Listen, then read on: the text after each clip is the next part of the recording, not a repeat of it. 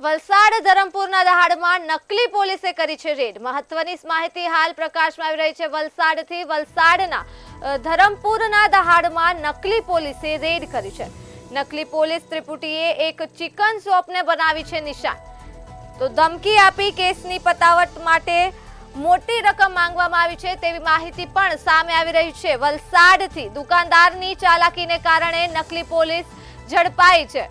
તો ધરમપુરના દહાડમાં નકલી પોલીસની રેડ કરવામાં આવી છે તેવી માહિતી સામે આવી રહી છે। ગણતરીના કલાકમાં જ આ નકલી પોલીસને ઝડપી પાડી હતી।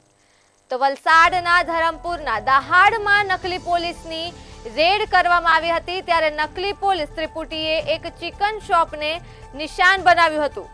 ધમકી આપી કેસની પતાવટ માટે મોટી રકમ માંગી હતી ત્યારે દુકાનદારની ચાલાકીને કારણે આ નકલી પોલીસ ઝડપાઈ છે। તો ગણતરીના જ કલાકોમાં નકલી પોલીસ ઝડપાઈ ગઈ હતી ત્યારે દુકાનદારની ચાલાકીના કારણે આ નકલી પોલીસ હાલ ઝડપાઈ છે। તો વલસાડની વાત કરીએ, વલસાડના ધરમપુરના દહાડમાં નકલી પોલીસની રેડ પડી છે ત્યારે આ નકલી પોલીસે ત્રિપુટીએ એક ચિકન શોપને પોતાનું નિશાન બનાવ્યું હતું અને ધમકી આપીને કેસની પતાવટ માટે મોટી રકમ માંગી હતી। તો દુકાનદારની ચાલાકીના કારણે આ નકલી પોલીસ હાલ ઝડપાઈ છે ત્યારે ગણતરીના જ કલાકોમાં આ નકલી પોલીસ ઝડપાઈ ગઈ હતી। તો મહત્વના સમાચાર વલસાડથી સામે આવી રહ્યા છે। ધરમપુરના દહાડમાં નકલી પોલીસની રેડ થઈ છે ત્યારે નકલી પોલીસ ત્રિપુટીએ એક ચિકન શોપને પોતાનું નિશાન બનાવ્યું હતું। ધમકી આપી કેસ પતાવવા માટે મોટી રકમ માંગી હતી।